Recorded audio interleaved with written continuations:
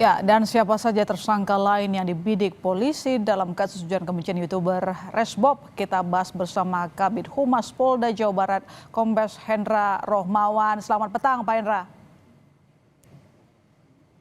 Selamat sore. Ya, Pak Hendra, sebelumnya kan rekan Resbob masih didalami, lalu kini penyebar juga sudah dibidik. Sejauh ini, apa penyidik akan menjerat tersangka dalam kasus tersebut? Baik, Mas Sister, jadi kami telah melakukan penyidikan terhadap dua rekan yang merupakan rekan streaming ya. Ini bernama inisialnya AIB dan yang satu lagi adalah JFO. Nah, di sini nanti kami dari keterangan awal penyidik di sini, mereka bermula sebelum melakukan live streaming ini sempat berbicara di kos-kosan, ya. Kemudian setelah itu mereka naik mobil bersama dengan tiga orang itu, berarti tiga orang. Nah, kemudian disitulah dilakukan live streaming yang di mana Resbob kemudian menyampaikan statement yang memberikan statement yang ujaran kebencian kepada masyarakat Sunda dan juga kelompok klub sepak bola yang ada di Jawa Barat. Ya. Nah, inilah kita akan dalami seberapa apa bisa kita masuk unsur pasal di pasal 55 atau 56 tadi itu, ya, terus serta membantu dan melakukan. Ini kita dalami di sini, tentu saja kita mohon waktu ya sehingga nanti eh, silang untuk saling penyidikan ini akan kita lakukan pada hari ini. Kemudian di samping itu juga ada satu saksi di sini, ada saudari NL yang merupakan pacar daripada saudara Resbob yang sempat ditemuinya di Surabaya dan sempat menitipkan, dan setelah itu Resbob kita kejar dan informasi ini didapatkan dari pacarnya. Tapi sejauh ini kita masih tetap semua dalami. Demikian, my sister. Rekan Resbob sudah diketahui di mana keberadaannya, Pak?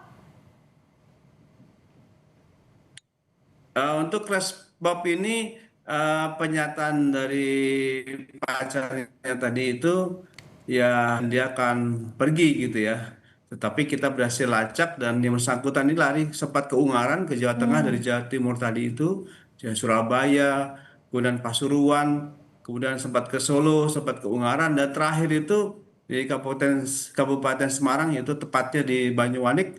Setelah kita ikuti dari Ungaran ini berhentinya di situ. Jadi TKP terakhir itu penangkapannya di daerah Banyumanik, Semarang. Setelah dari Ungaran. Demikian, my sister. Pak Hendra, mungkin bisa dijelaskan lagi apa dasar penetapan tersangka, lalu kemudian apa motif Resbob dan mungkin kemungkinan rekannya yang juga berada satu mobil saat itu dengan Resbob. Nah, jadi kalau untuk motif jelas ya bahwa di sini dia adalah sebagai konten kreator ya, live streaming di situ. Namun memang dari beberapa konten yang disampaikan itu dia cukup kontroversi penyataannya, dan inilah yang paling kontroversi sehingga eh, memberikan ujaran kebencian kepada masyarakat suku Sunda. Dan di sini kita ketahui bersama bahwa eh, model untuk mencari nafkah ini adalah ketika ada yang memberikan koin, ya, mungkin ada bunga yang itu ada nilainya, dan ketika dikumpulkan jadi satu dan bisa diuangkan, ini nilainya cukup lumayan. Nah, di sini dari hasil eh, rapat gelar ya perkara yang sudah kita sampaikan, di samping tadi kami sampaikan di rilis ya ada pasal 28 Jo pasal 45 dengan ancaman pidana 6 tahun. Kami juga Jo pasal lagi ke pasal 34 Jo pasal 50 di mana sanksi pidananya lebih besar lagi, yaitu 10 tahun paling lama dan dendanya paling banyak 10 miliar. Jadi upaya-upaya kita seperti itu.